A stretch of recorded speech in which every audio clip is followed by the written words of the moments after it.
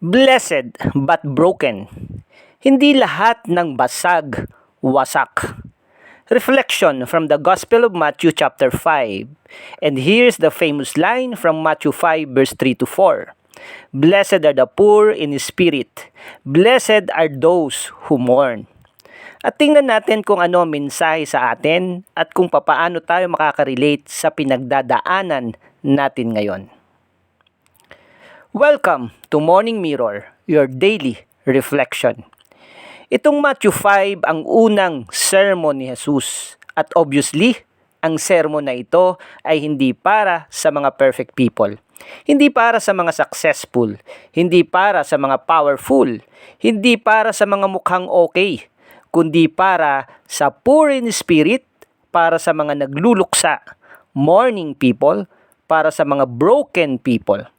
Pero ang sinabi niya, blessed.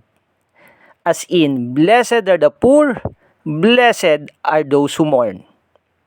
Kapatid, may mga tao na feeling nila kapag broken ka, mahina ka, kawawa ka, malas ka, at malayo ka sa blessing ng Diyos. At ito ang dahilan kaya ang ginagawa ng iba na nakaka-experience ng ganito, tinatago nila yung cracks, yung lamat, at pilit nilang itinatago ang sakit at ang pakiramdam ng pagkabasag, ang pagka-broken. Paano? Ngumingiti kahit pagod, okay lang daw kahit hindi naman talaga okay. Kaya ko pa kahit sa loob ay pagod na. Ayos lang ako, pero sa loob, unti-unti na palang nababasag. At minsan, mas delikado yung mukhang okay kaysa sa taong umiiyak.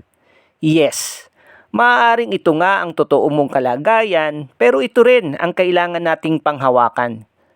Kapatid, may mga basag na may pag-asa pa. Dahil ang taong broken, sila yung aware, sila yung honest at marunong umamin, marunong humingi ng tulong. Kaya madalas, kapit na kapit sila kay Lord dahil alam nila wala nang ibang makakaayos ng sitwasyon at kondisyon nila kundi ang Diyos. Ito ang dahilan kung bakit kaya blessed ang broken. Hindi dahil sa masarap masaktan, hindi dahil sa gusto ni God na umiiyak ka, kundi dahil ang broken mas madalas na malapit sa blesser. Kapatid, kapag sugatan ka, mas nagdadasal ka. Mas naghahanap ka kay God. Mas totoo ka. Mas humble ka. At minsan, doon nagsisimula ang tunay na blessings. At sa sitwasyon na ito, dito natin mas mapapahalagahan ang tunay na kahulugan ng kapit at hawak. Kapatid, magkaiba ang may hawak at may kapit. May mga taong hawak ang pera, hawak ang relasyon, hawak ang success, hawak ang comfort, pero hindi nakakapit kay Jesus. Samantalang may mga taong walang hawak, pero nakapit naman sa Diyos. At yun ang totoong blessed. Kaya mas okay na maging totoo sa harapan ng Diyos. In fact, hindi naman na siya nagugulat o nabibigla sa mga reactions natin. And friends, take note of this.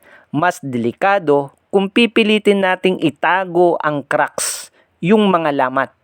Mas okay pa na aminin natin ang ating pagkabasag kaysa patuloy na itago ang cracks. Ang cracks, madalas tinatakpan lang.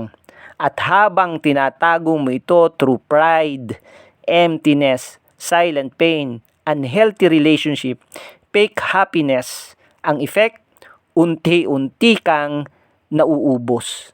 Sapagkat ang basag na inaamin may pag-asa pang maayos. Pero ang cracks na tinatakpan, pwedeng mauwi sa tuluyan mong pagkawasak. Hindi lahat ng mukhang blessed ay totoong blessed. May mga relasyon, sweet sa labas, masaya sa picture, may kilig, may gifts, pero puno ng silence, distance, pretending, emotional cracks. At dahil may temporary happiness na nagpapanggap na kunwaring blessings, Hindi nila napapansin, unti-unti na pala silang nasisira. Again, friends, si Jesus hindi takot sa basag.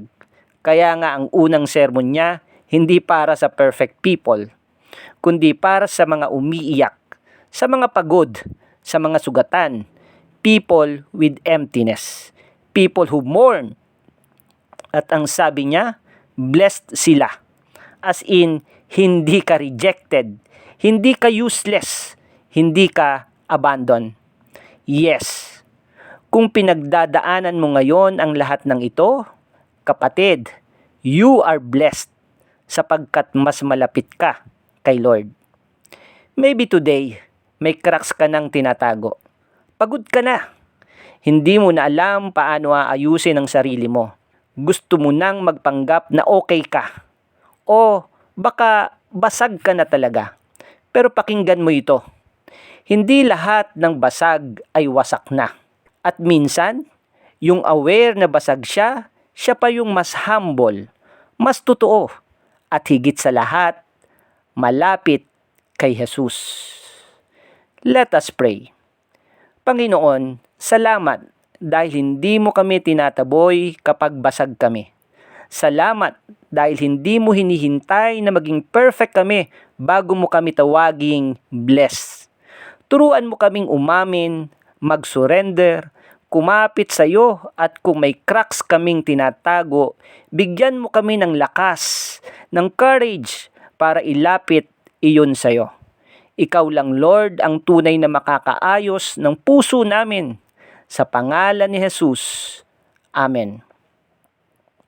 Hindi lahat ng may hawak, blessed. At hindi lahat ng broken ay talo na. Minsan, yung basag, yung broken, yun pa yung pinakamalapit kay Jesus. Sila yung mas nakaka-experience ng totoong presensya ng Panginoon. Amen.